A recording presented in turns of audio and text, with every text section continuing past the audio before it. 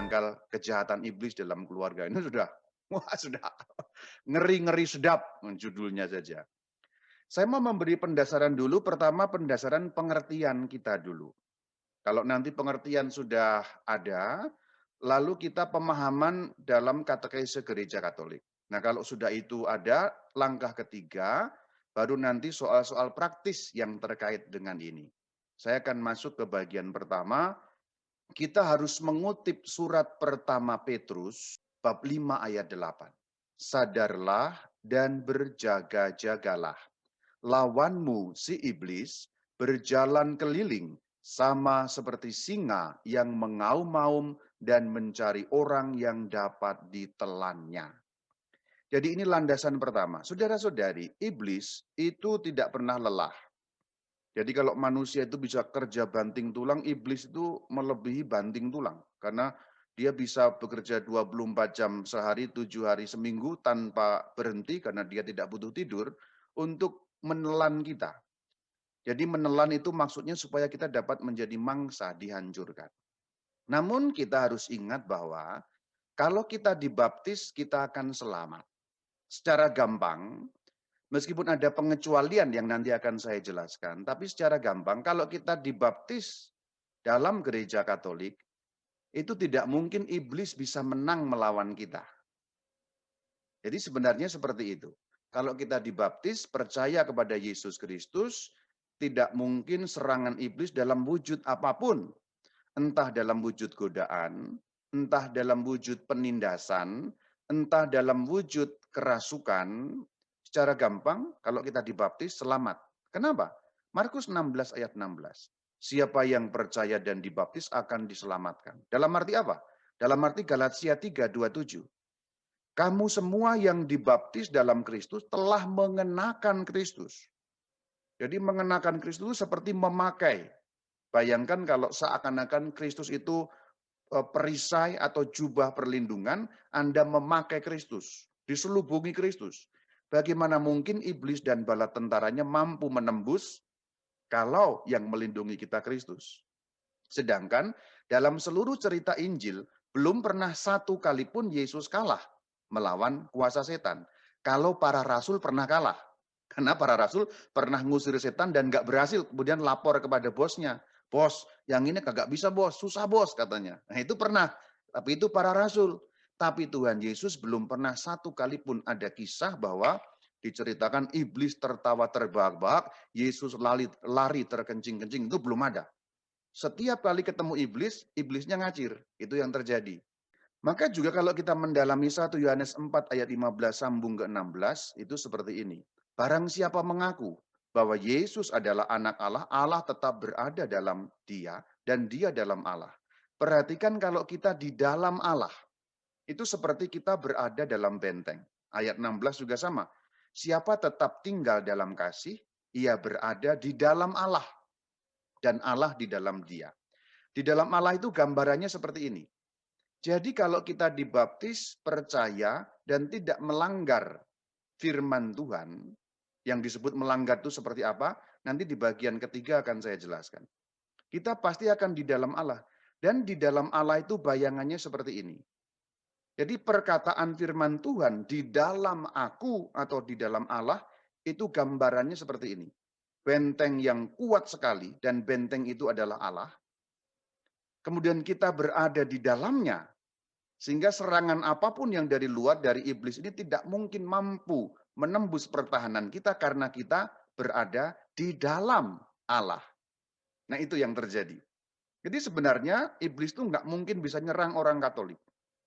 Kalau orang Katolik berada di dalam Allah, berarti setia.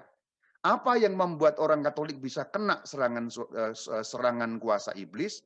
Karena dia keluar dari benteng. Nah itu yang masalah.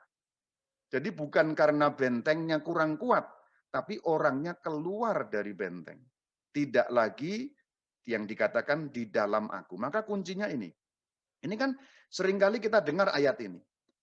Nah penerapannya kalau dalam hal kuasa jahat ya seperti ini. Yohanes 15 ayat 4. Tinggallah di dalam aku. Perhatikan gambaran tadi itu. Tinggallah di dalam aku. Bayangkan kalau akunya itu seperti benteng. Tuhan Yesus memang menggambarkan itu seperti gambaran pohon anggur itu, ya memang beliau menggambarkan begitu. Namun saya sedikit mengubah gambarannya, bukan gambaran anggur salah, tidak, tapi konteks. Karena kita konteksnya kan ngomongin roh jahat, maka gambaran benteng, kalau roh jahat itu kan nyerang. Tadi itu loh, musuhmu berkeliling mau menelan, mau nyerang.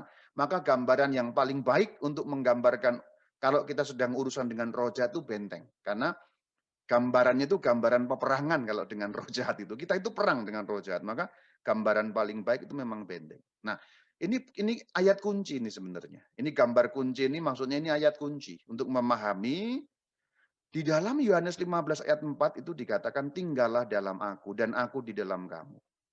Kamu tidak berbuah jika kamu tidak tinggal di dalam aku. Tidak berbuah ini maksudnya berarti menjadi kacau. Pohon kalau tidak berbuah itu kan pohon kacau namanya. Berarti kalau tidak tinggal di dalam aku, perhatikan kegambaran benteng. Kalau tidak tinggal di dalam benteng, berarti kita di luar, kita hancur.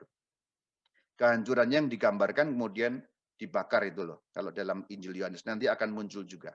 Jadi itu yang pertama. Ini kunci yang pertama. Kenapa kok yakin pasti aman, Romo? Yakin, Romo? Yakin. Tidak hanya 100%, 1000%, semiliar persen. Karena apa? Karena dalam Injil ketika Yesus versus iblis, bahkan iblis sekalipun yang turun tidak bisa mengalahkan Tuhan Yesus. Kalau kita tinggal di dalam Yesus, sedangkan Yesus tanda petik sesakti itu, bagaimana mungkin kita bisa khawatir? Nah kan gitu. Yuk kita lihat. Matius 4 ayat 10 dan 11. Ini beberapa poin saja yang saya tunjukkan sebagai ayat-ayat, ya boleh dikatakan saya comot sana sini. Sebenarnya ayatnya banyak sekali. Saking banyaknya kalau saya cuma ngomongin ayat, nanti sampai jam 9 malam belum selesai ayatnya itu. Saking banyaknya gitu ya. Ini saya cuplik saja. Maka berkatalah Yesus kepadanya, enyahlah iblis. Lalu iblis ketawa terbahak-bahak, nggak mau pergi. Enggak pergi. Lalu iblis meninggalkan dia karena takut. Gitu. Ayat 11. Selanjutnya, Lukas 10 ayat 18. Lalu kata Yesus kepada mereka, aku melihat iblis apa? Jatuh seperti kilat dari langit. Jadi Anda bayangkan itu seperti kilat yang dari langit yang dalam arti tertentu jatuh ke tanah, terhempas jatuh ke tanah. Ini gambaran iblis telah kalah. Dan memang iblis telah dikalahkan oleh kuasa Yesus. Ini gambaran yang bagus sekali dalam Lukas, iblis jatuh. Kita juga lihat dalam kisah para rasul. Tentang Yesus dari Nazaret menyembuhkan semua orang yang dikuasai iblis. Perhatikan bahwa kalau kata menyembuhkan itu berarti kan sakit. Berarti sudah dikuasai.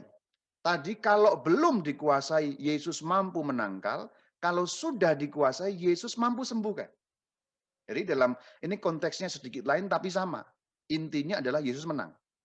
Jadi kalau kita belum terkena serangan, Yesus mampu bentengi. Tapi suatu kali kita keluar dari benteng tadi sehingga terserang, kemudian kita luka oleh serangan iblis, ini gambarannya Tuhan Yesus mampu sembuhkan. Kisah Rasul 10 ayat 38. Menyembuhkan semua orang yang dikuasai iblis. Ini saya pertama mau sampaikan dulu landasan-landasan Alkitab. Jadi iblis itu nyata. Karena zaman sekarang itu ada dua ekstrim, saudara-saudari. Ekstrim yang pertama, menganggap iblis tidak ada. Ekstrim yang kedua, menganggap iblis ada di mana-mana. Itu dua ekstrim yang kita tidak boleh. Kita harus di tengah. Iblis ada, tetapi bukan berarti apa-apa kok lihat iblis. Ya. Corona, itu karena iblis. Ya bukan. Itu. Ada sebab-sebab alamiah. Ya. Jadi jangan memandang semua kok gara-gara iblis, nah, gitu ya. Ban Anda kempes, mobil Anda, wah ini karena iblis. Apa-apa kok iblis. Lampunya mati, ini karena iblis. Ya enggak, ini karena PLN-nya listriknya kurang gitu aja gitu ya. Jadi zaman sekarang ini dua ekstrim yang harus dihindari. Ekstrim pertama, memandang semua itu dari sudut pandang pokoknya apa-apa yang jelek itu pasti penyebabnya setan. Enggak selalu. Lalu ekstrim yang kedua menganggap iblis tidak ada. Zaman modern kadang-kadang orang menyepelekan, iblis itu kan cuma gambaran. Bukan. Iblis bukan gambaran. Iblis betul-betul ada, hanya tidak terlihat. Karena iblis namanya adalah makhluk roh murni. Sebagai makhluk roh murni, tidak dapat dideteksi dengan alat fisik manapun di dunia ini. Jadi itu yang mau saya katakan pertama, bahwa landasan Alkitabnya sangat jelas, kita jangan takut. Kemudian kita lihat juga dalam 1 Yohanes 3 ayat 8. Untuk inilah anak Allah menyatakan diri, yaitu supaya apa? Membinasakan perbuatan-perbuatan iblis. Ini jelas ayat-ayat Alkitab. Memusnahkan dia, yaitu iblis. Jadi sebenarnya seluruh ayat-ayat Alkitab itu mau mengatakan kepada kita, kita berada di dalam Yesus, berarti dalam benteng yang kuat, tidak mungkin ditembus karena Yesus selalu menang. Syaratnya satu, Anda jangan keluar dari benteng. Yaitu, syaratnya satu, Anda jangan keluar dari benteng yang artinya tetap tinggal di dalam, kuncinya, di dalam akunya Yesus. Sekali Anda keluar dari Yesus, Anda rentan karena gambarannya berarti Anda di luar benteng. Banyak orang melakukan tindakan konyol dan bodoh keluar dari benteng sehingga dia diserang luar biasa. Nanti kita akan lihat apa saja bentuk-bentuk yang membuat kita keluar dari benteng itu. Kemudian ayat kunci yang kedua, Yakobus 4 ayat 7. Tunduklah kepada Allah dan lawanlah iblis, maka ia akan lari daripadamu. Perhatikan, ada 3 pokok di sini. Pokok yang pertama, inti yang pertama, tunduklah kepada Allah. Jangan dilupakan kalimat pertama. Ini kunci tapi ada tiga inti kalimat. Inti kalimat pertama, tunduklah kepada Allah. Jangan lupa. Tunduk kepada Allah, gambaran benteng tadi tetap di dalam benteng. Kalau kita tunduk kepada Allah, baru bisa melawan iblis. Jadi tidak mungkin kita melawan iblis tanpa syarat nomor 1. Nah, ini tolong direnungkan baik-baik. Anda tidak mungkin melawan iblis kalau tidak tunduk kepada Allah. Barulah kalau Anda tunduk kepada Allah, melawan iblis, pokok pikiran yang ketiga apa? Anda baca bersama-sama itu. Maka ia akan ngacir daripadamu. Ini bahasanya orang Keranggan tuh ngacir itu. Ya, itu kan Keranggan kan banyak Betawi-Betawi juga ya. Dengan daerah kampung sawah kan banyak Betawi ngacir gitu. Jadi iblis akan ngacir gitu, lari. Ini ayat kunci yang kedua yang tolong diingat baik-baik. Jadi untuk melawan iblis bukan dengan kekuatan kita sendiri, saudara. Kita tidak bisa lawan iblis. Karena iblis besar kuasanya. Kenapa? Karena iblis itu malaikat. Malaikat yang jatuh, tapi kuasanya masih tetap ada. Maka kunci untuk melawan iblis tunduk kepada Allah. Jadi kalimat ini jangan lupa. Jadikan ini, jadikan rema, jadikan ayat emas, Yakobus 4 ayat 7. Tunduk kepada Allah, lawan iblis, ia akan lari. Nah gitu. Boleh dikalimatkan ulang juga nggak apa-apa biar singkat ya. Tunduk kepada Allah, lawan iblis, ia akan lari. Nah itu, tunduk kepada Allah, lawan iblis, ia akan lari. Jangan lompat ke nomor 2. Nomor 2 itu lawan iblis. Kalau Anda lawan iblis, Anda gampangnya ini cuma maju sendirian, melawan pasukan, satu kompi atau satu brigade, ya mati konyol kita ini. Kalau kita tunduk kepada Allah, kita berada dalam lindungan, dan yang kedua, berada di bawah perlindungan para malaikat kudus. Santo Mikael terutama. Santo Mikael adalah seorang malaikat agung yang ditugasi oleh Allah secara khusus untuk membantu kita melawan kuasa kegelapan. Maka salah satu bentuk tunduk kepada Allah juga rajin berdoa Santo Mikael. Maka Santo Mikael ini jangan pernah lewat. Santo Mikael, malaikat agung, belalah kami pada hari pertempuran. Nah itu loh. Jadilah pelindung kami melawan kejahatan dan jebakan si jahat. Yang itu. Ya. Ini jangan pernah lupa, ini doakan sebagai doa harian. Jangan sampai menjadi hilang doa ini dari khasanah doa kita. Karena kalimat-kalimat selanjutnya bagus sekali. Semoga engkau dengan kuasa Allah mencampakkan ke dalam neraka. Nah itu, iblis dan semua roh jahat lain. Nah, ini ayat kunci jangan lupa ya. Tunduk kepada Allah, lawan iblis, ia akan lari. Tunduk kepada Allah, lawan iblis, ia akan lari. Kalau tidak tunduk kepada Allah, lawan iblis, Anda luka parah.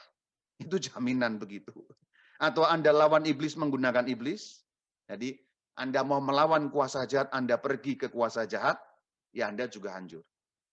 Itu nanti ada contoh-contoh yang khusus yang dapat diceritakan dalam sharing, nanti juga akan muncul bahwa mau melawan kuasa jahat tapi juga malah dengan menggunakan kuasa jahat itu sendiri. Nah ini Gampangnya kalau kita disantet, lalu malah kita pergi ke dukun untuk menangkal itu sama dengan kita bukan tunduk kepada Allah, tapi malah tunduk kepada iblis untuk melawan iblis. Ya iblisnya senang. Iblisnya senang, saudara. Anda tunduk kepada iblis untuk melawan iblis, ya dia main drama. Dia main drama. Wah ini diusir pergi, ya betul diusir pergi, yang ngusir sama-sama setan. Jadi itu yang terjadi kalau Anda pergi ke dukun untuk ngusir setan yang lain tuh, setan yang lain tuh memang pergi tapi digantikan dengan yang lebih gede gitu. Kalau dulunya setan yang menguasai Anda itu kelas kopral contohnya, pergi, wah betul sembuh pergi, tapi Anda terus dikuasai setan kelas letnan. Setan ada kelasnya, Romo, ada pangkatnya setan itu. Seperti malaikat juga ada hierarkinya. Lalu gunakan perlengkapan senjata Allah. Nah, ini ayat-ayat yang dapat digunakan, Efesus 6 ayat 11. Dan sebelum ini ada keterangan yang mengatakan bahwa kita itu melawan roh-roh di udara, yaitu setan-setan itu. Nanti kalau kita membaca sebelum ayat ini Anda bisa baca sendiri mulai dari ayat 2, 3, 4, 5 sampai ayat seterusnya. Jadi musuh kita itu sesungguhnya roh-roh jahat di udara. Maka Alkitab memberi kita penekanan bahwa dalam Efesus 6 ayat 11, kenakanlah seluruh perlengkapan senjata Allah supaya kamu dapat bertahan melawan tipu muslihat iblis. Itu menggemakan kembali Yakobus 4, tunduk kepada Allah, lawan iblis, ia akan lari. Nah ini ditegaskan lagi. Apa sih perlengkapannya? Nah kita lihat ayat 14 ya. Kebenaran. Ya, berikat pinggang kebenaran. Berbasuh sirah keadilan. Berarti Anda harus tetap ada dalam kebenaran, dalam keadilan, pemberitaan Injil damai sejahtera. Kemudian dikatakan dalam ayat 16, perisai iman. Nah, iman Anda kuat apa enggak? Contoh Anda mendapat manifestasi sesuatu, Anda berdoa Santo Mikael tapi gemeteran gitu. Lah itu imannya di mana gitu. Setannya ketawa, saudara. Ada penampakan setan yang ngeri terus Anda Santo Mikael, malaikat aku. Ah itu imannya tidak ada itu. Itu setannya menertawakan Anda. Terus dia malah ikut doa. Saya juga hafal, Bu, katanya. Saya juga hafal doa itu, Bu. Ingat bahwa doa hanya dapat punya daya guna dengan iman. Karena doa tanpa iman itu rumusan kata-kata. Nah, ingat perkataan saya ini. Doa tanpa iman itu rumusan kata-kata. Formula. Ya. Doa tanpa iman formula. Doa dengan iman penuh kuasa. Maka dalam ayat yang lain dikatakan dalam Alkitab, doa orang benar besar kuasanya dalam surat Yakobus. Ini memang betul. Karena doa orang beriman dengan penuh iman, itu berarti di dalamnya itu ada kuasa. Tapi kalau doa tanpa iman, itu tumpukan kata-kata. Ini saya menyimpang tapi juga untuk memberikan satu ya apa boleh dikatakan pengembangan ya. Rajin berdoa Romo, oh yang benar ya. Saya ajari bahwa dalam hal berdoa itu ada dua perbedaan besar loh yang Anda kadang tidak menyadari. Yang pertama, mengucapkan rumus doa. Yang kedua, sungguh berdoa. Itu dua hal yang berbeda, saudara. Ayo coba dicerna ya, coba dicerna. Sudah rajin doa ya Romo? Nanti dulu, benar enggak rajin doa? Atau rajin mengucapkan rumus doa? Saya sudah novena Romo, 9 kali. Di 9 hari, di 9 gua, di 9 apa? 9 kali 9 Romo, 99 kali 9 Romo. Yaitu berdoa atau mengucapkan rumus doa. Hahaha, hahaha. Anda mungkin tidak sadar bahwa ada dua hal dalam hal ini. Orang itu bisa berdoa terus, dan rajin sekali, tapi sesungguhnya dia hanya sedang mengucapkan rumus doa. Ingat perkataan saya, doa tanpa iman, tumpukan kata-kata. Nah, itu ya. Karena ada dua hal tadi itu. Orang hanya formula atau memang betul berdoa. Nah, itu. Selanjutnya perisai ya, perisai memadamkan api dari si panah, ketopong keselamatan, pedang roh yaitu firman. Lalu doa dan permohonan dalam ayat 18. Nah ini doa, tadi sudah saya sampaikan. Doa itu dua macam, formula kosong dan juga penuh iman. Mengkhianati baptisan itu juga membuat Anda keluar dari benteng tadi gambarannya. Ini gambaran dalam Lukas 8 ayat 12 itu biji yang ditebar di pinggir jalan, iblis mengambilnya sehingga hilang. Ini kan usaha-usaha iblis mengambil firman itu sehingga kita hilang percaya.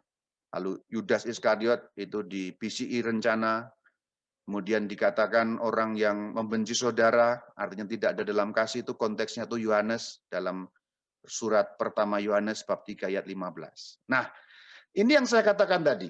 Orang Katolik tidak mungkin diserang kuasa roh jahat karena luar biasa perlindungannya. Yesus itu maha kuat.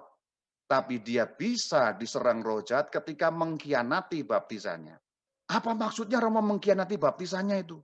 Berarti pindah agama. Oh, bukan hanya itu. Kalau Tuhan mengatakan jangan bersinah lalu Anda bersinah, itu mengkhianati baptisan tentu saja. Karena setiap dosa, terutama saya katakan yang dosa mortal, itu adalah pengkhianatan terhadap baptisan. Itulah kenapa beberapa dosa itu kan punya hukuman ekskomunikasio. Contohnya, kalau Anda melakukan aborsi, itu Anda terkena hukuman ekskomunikasio, lete sentensi. Ekskomunikasio late sentensi itu berarti ekskomunikasi, gampangnya Anda dikeluarkan dari gereja Katolik dengan tanpa vonis keputusan otomatis gitu. Itu contoh aborsi. Untuk gereja itu mau mengatakan itu dosa yang begitu besar. Jadi itu contoh dosa yang begitu besar itu aborsi, abortus. Nah itu contoh dosa yang besar yang membuat Anda keluar dari benteng Tuhan. Jadi istilah mengkhianati baptisan itu luas. Itu bisa Anda murtad keluar dari Katolik, itu bisa, itu yang umum ya. Yang lebih khusus Anda berbuat dosa mortal. Nanti akan saya rinci lagi. Nah ini bahaya. Ketika Anda di luar Allah ini bahaya. Karena kata kuncinya tadi apa? Tinggal di dalam aku. Tunduk kepada Allah, lawan iblis, ia akan lari. Nah ini pendasaran-pendasaran yang harus kita mengerti dalam kerangka ini. Pengusiran setan dalam gereja Katolik itu bukan seperti yang Anda bayangkan karena gini ya, kadang orang Katolik itu juga keracunan metode-metode yang aneh-aneh di luar itu. Ya kalau di luar dukun atau apa kan sebenarnya yang maju kan dukunnya. Orang yang minta tolong kan nggak ngapa-ngapain gitu.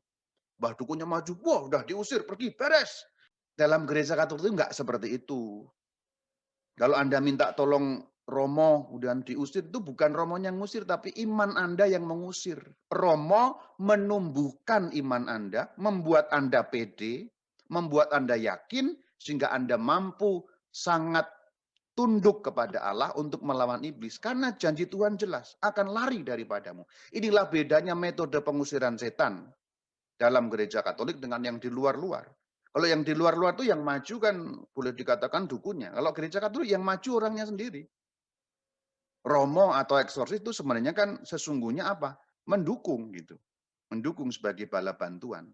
Mengarahkan, menuntun, memberikan metode, memberikan jalan, memberikan pencerahan, dan menguatkan batin, menguatkan iman. Jangan takut, ayo kuat, ayo kuat. Saya di belakangmu, Tuhan Yesus ada. Nah kira-kira gambarannya seperti itu.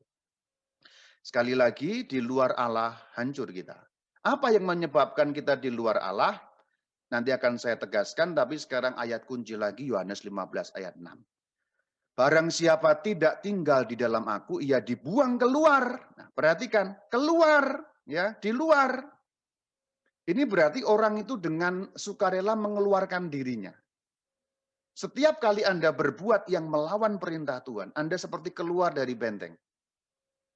Dan keluarnya makin jauh. Dosanya agak kecil, yang keluar cuma kepala. Makin gede, setengah badan keluar. Makin gede, seluruh badan Anda di luar benteng. Jadi kalau yang keluar hanya badan mungkin terluka sedikit ya.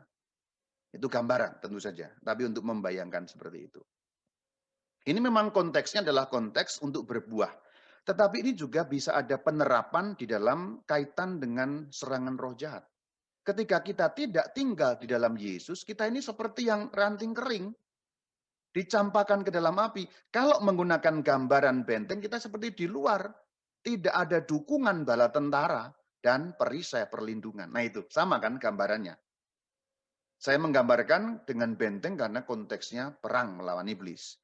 Yesus menggambarkan sebagai anggur karena konteksnya berbuah, menghasilkan buah. Ini sama, hal yang sama. Ini juga bisa berlaku untuk soal-soal pengusiran setan. Barang siapa tidak tinggal dalam aku, ini kuncinya tadi ini ya. Nah, apa yang dimaksud tidak tinggal dalam Yesus? Ini empat hal. Ini yang disebut pintu masuk setan. Kalau Anda melakukan hal-hal yang akan saya sebutkan ini, Anda sedang mengundang setan untuk masuk dalam diri Anda. Atau dengan kata lain, Anda sedang dengan sukarela keluar dari benteng Allah. Pintu masuknya kalau dibagi itu ada 4 besar pintu masuk setan. Apa sih maksudnya pintu masuk setan? Gini loh, setan itu nggak mungkin bisa berbuat sesuatu sampai merugikan kita kalau kita tidak mengundangnya. Kalau kita tidak mempersilahkan dia dan membukakan pintu. Bahasa gampangnya gini, pakai bahasa gambaran. Jiwa kita itu adalah pintu yang hanya bisa dibuka dari dalam. Hanya kita sendiri yang mampu membuka pintu itu. Setan nggak mungkin buka. Jangankan kok setan, Tuhan Yesus sekalipun nggak bisa kok buka pintu jiwa kita. Maka dalam kitab Wahyu itu ada gambaran Yesus di luar pintu dan mengetuk. Hanya bisanya mengetuk. Nggak bisa. Karena jiwa kita itu sudah diciptakan demikian oleh Tuhan. Hanya kita yang bisa membukanya sendiri dari dalam. Semoga gambaran-gambaran ini memudahkan Anda ya. Jadi jiwa kita itu kalau kita buka ya hanya dari dalam. Kita mau membuka kepada Allah, ya kita yang membuka. Allah kemudian masuk. Yesus mengetuk, kita bukakan, Yesus masuk. Setan ketuk, Anda bukakan, ya setannya yang masuk gitu. Ini yang dimaksud pintu masuk setan tuh ini. Perbuatan-perbuatan kita yang membuat jalan masuk setan menjadi terbuka, itu maksudnya. Itu sama dengan gambaran benteng tadi, Anda mengeluarkan diri dari benteng perlindungan Yesus Kristus. Gambarannya sama. Pintu masuk setan berarti kan perlindungannya Anda hilang. Karena pintunya itu satu arah, hanya dari dalam. Setan yang paling kuat itu nggak mungkin mendobrak pintu kita. Kecuali Anda dengan sukarela. Nah itu, kata kuncinya Anda dengan sukarela. Jadi sebenarnya untuk memahami ajaran Katolik itu agak mudah. Kita kepada Tuhan itu sukarela, kepada setan itu juga sukarela. Jadi istilah diserang setan itu sebenarnya nggak tepat.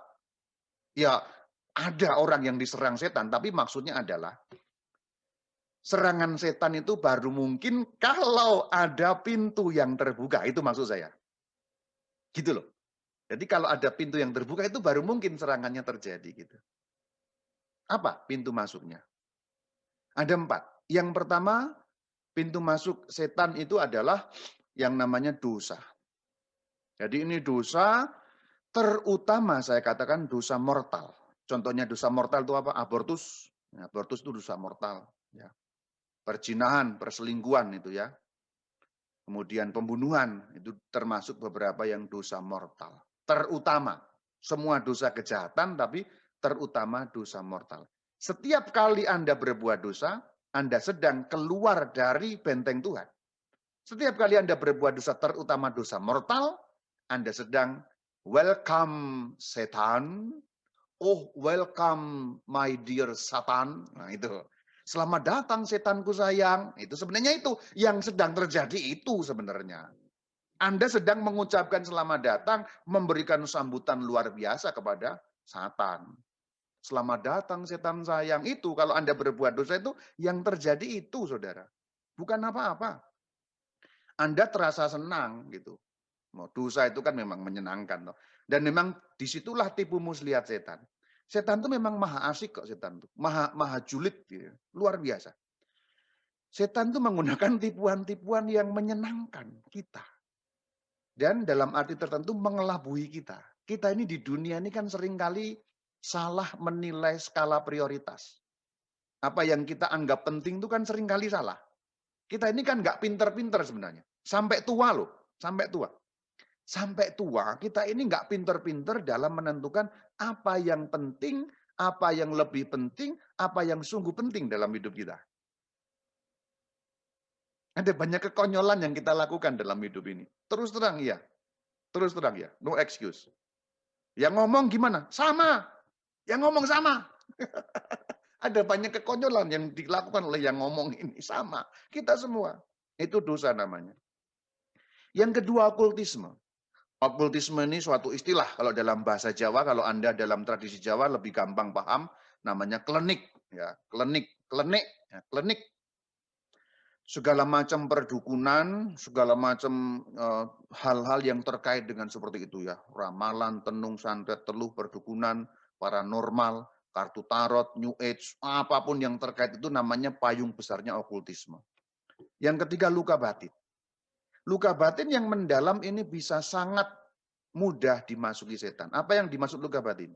Ini yang saya maksud luka batin di sini memang dalam arti luas ya. Luas artinya luas. Jadi bisa orang kesedihan yang dalam, bisa juga orang dendam yang mendalam, kesumat yang nggak selesai, yang seperti itu. Saya kira disorder dalam kejiwaan ya, disorder dalam kejiwaan itu yang dimaksud.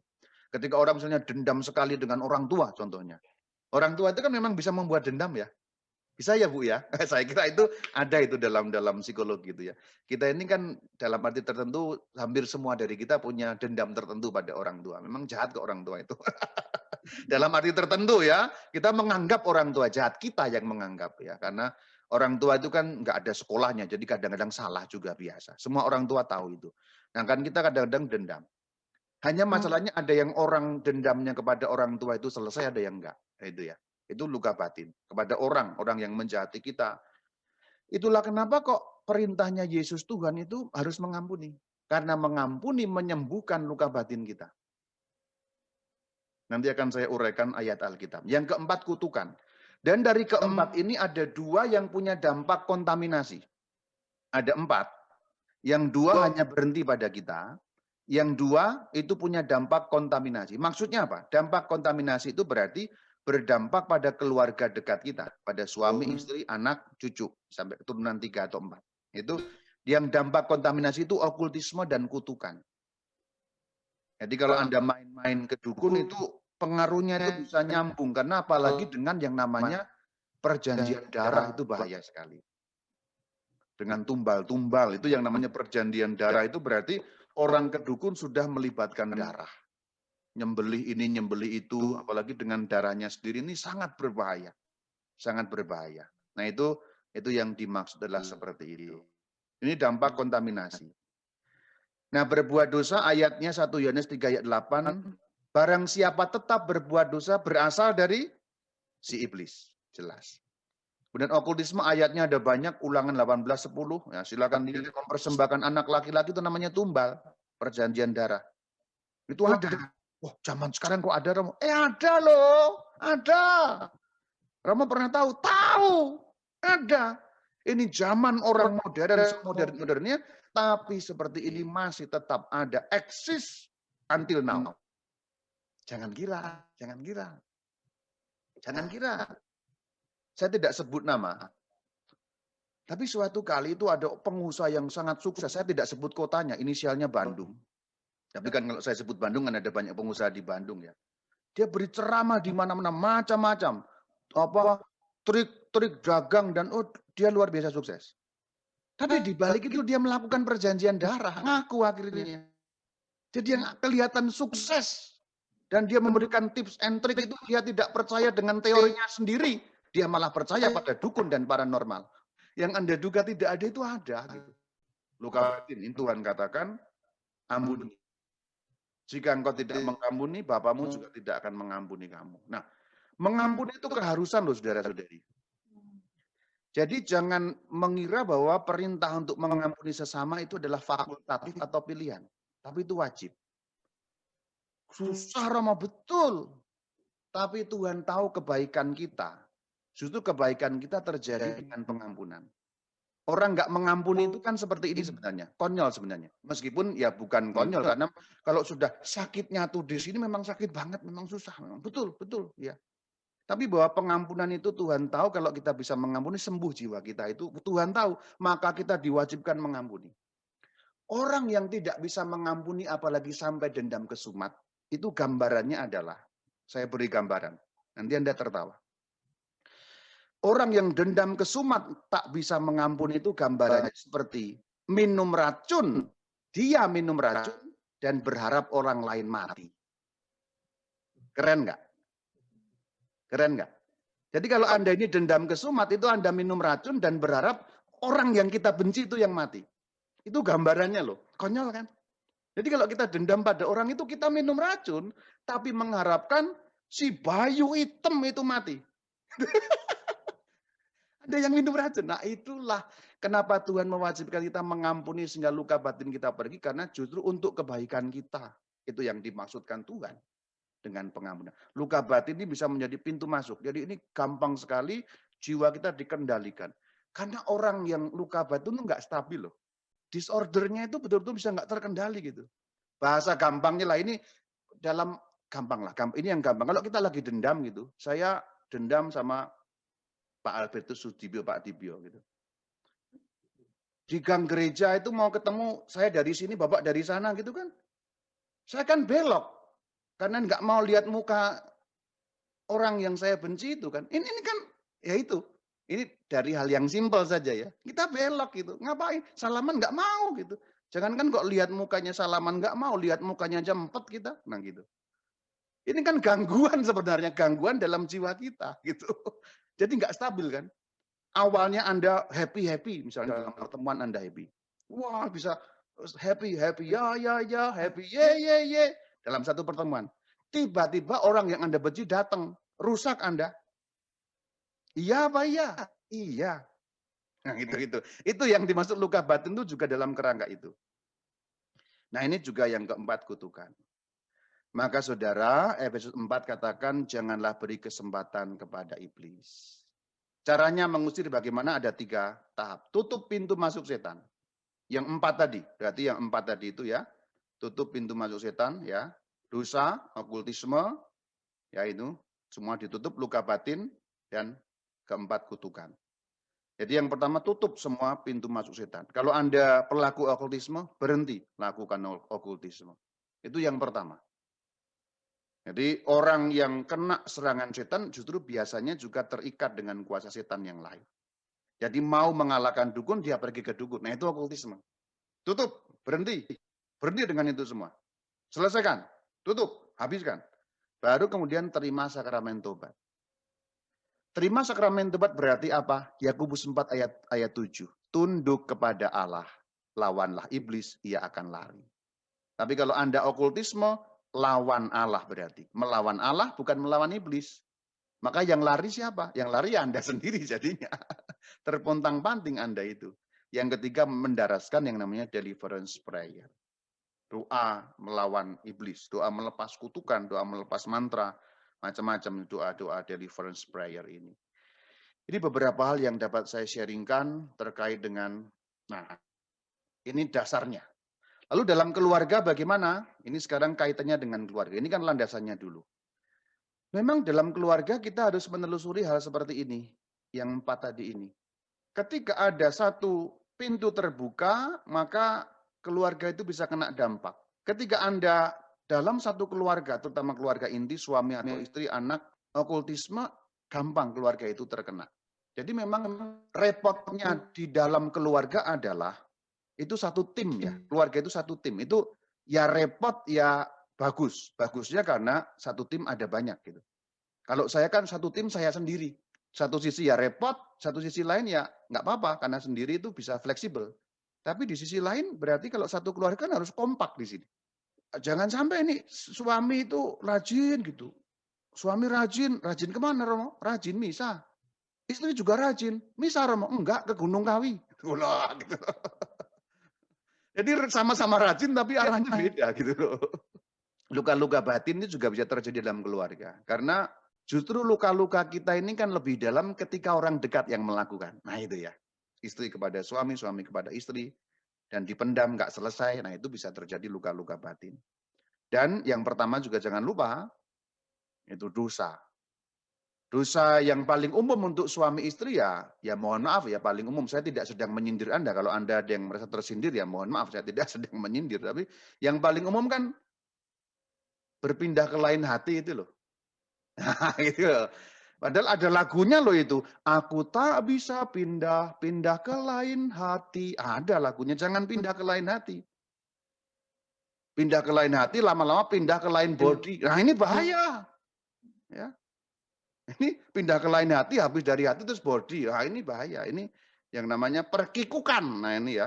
Saya kira ini paling umum dalam situasi suami istri.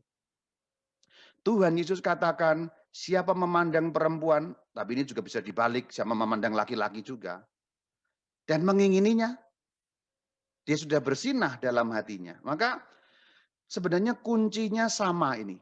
Seorang yang tidak menikah dan seorang yang menikah sama kuncinya. Setara ini, setara. Persis sama. Karena godaannya sama dan cara mengendalikannya sama. Jadi kalau menikah kan berarti dengan orang lain cari pasangan lain. Apakah yang tidak menikah juga bisa punya godaan seperti itu? Ya bisa. Romo-romo itu bisa ada godaan seperti itu? Ya bisa dong. Kami ini kan cowok normal, bro. Nah, gitu bisa, sangat mungkin, sangat mungkin. Jadi sebenarnya orang yang menikah dan tidak menikah pada titik tertentu berkaitan dengan dosa, terkait dengan kemurnian ya, kemurnian itu kurang lebih sama juga. Ya pendek kata, 4 hal ini memang perlu diwaspadai berkaitan dengan keluarga. Karena di sini itu pintu masuk setan dan setan lebih runyam ketika merusak keluarga. Karena setan tahu, nah begini, begini. Setan tuh lebih berusaha menghancurkan sebuah keluarga daripada pribadi demi pribadi. Karena kalau menghancurkan pribadi, kemungkinan yang rusak memang hanya pribadi itu. Tapi kalau keluarga, kemungkinan yang rusak ada dua. Orang atau warga atau anggota keluarga yang pasti lebih dari dua, atau sekurang-kurangnya dua, dan keturunan-keturunannya.